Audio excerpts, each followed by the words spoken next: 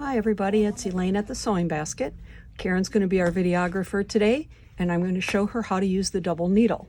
So she has a t-shirt that she needs to repair, and we're going to use the double needle to do that. We're not actually repairing the t-shirt, I'm just showing you how to do it.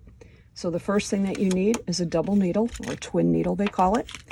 The top of the needle is just like a regular needle, but then it has a bar and two needles. It's flat on the back, just like your regular needle.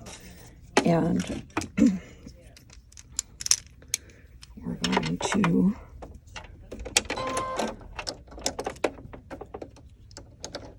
take the needle out. And this needle just goes in, straight up into the hole where the needle goes. Push it all the way up, and then tighten, finger tight, and just the tiniest extra turn. And the one thing is you cannot use your needle threader with a double needle, because the needle threader is made to thread the needle in the middle, and we aren't in the middle. So I put this through one. Wish me luck. Ooh, I got it. Okay. And you want to be sure it doesn't get caught under the needle. And then I need a second spool of thread. Here I've just wound some extra thread of this onto the bobbin because I don't need a lot. And I can use this piece that comes with your machine. I can set it right over the bobbin spool, and I can just put my bobbin right on here. And I'm going to thread it. This one is already threaded exactly where it's going to be. Be sure that your foot is up when you thread. And I'm threading it exactly like I did with the first thread. Again, catch behind number 6. And now I have to thread the other side. We'll see if I get as lucky on that side. I'll put my foot down so I can see here.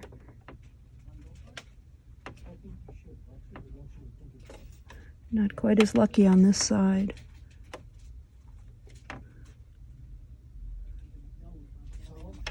Give myself a straighter cut edge here. My eyes aren't as good as they used to be. We're going to take that. Okay. There we go. All right, you got some nice soft brown. Yeah. And I'm almost so close. patches for things. There we go. Okay, so I now have 2 threads. And I raise my foot, put both threads behind my foot, and I'm going to push the, oh, this one doesn't have a twin needle button. Should be able to just stitch here.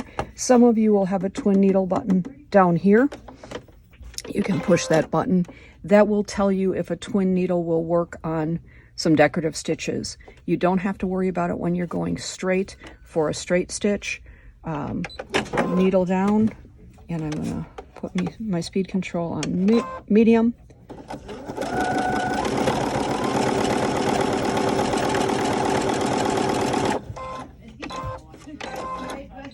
Oop. Cut. Sorry, the machine's set to automatically raise the foot. There it is, and I had just a beige in the back. The back does not look the same, but the front always looks like a double stitch. So that's all there is to using a double needle. You can use 2 different colors. If you have a double needle that is close together, they come in different widths. This one is a 4.0. It will tell you right on the package down here. Different widths. This one I couldn't do a zigzag stitch because it would hit the side of the foot, but on some of the very close together twin needles, I can actually do some of the small decorative stitches, and that's what the twin needle button will do. It will tell you if you can't do that. If you don't have a twin needle button, you can just manually hand crank through a series of stitches, and as long as the needle doesn't hit the foot, you're good to go. Hope you learned something. Have fun.